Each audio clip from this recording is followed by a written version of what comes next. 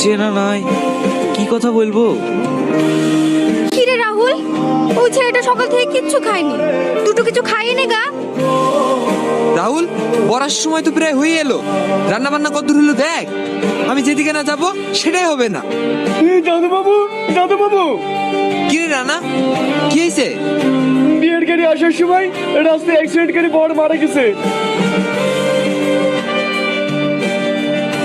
তুই কি বলছিস? হ্যাঁ দাদু বাবু, আমি ঠিকই বলছি। তাহলে আমাদের রিনার কি হবে? ঠাকুর বসায় এখুনের উপায়? উপায় একটা আছে। কি উপায় ঠাকুর বসায়? এই লগ্ন থাকতে থাকতে ওকে যদি কেউ বিয়ে করে তাহলে আর লগ্ন ভ্রষ্ট হবে না।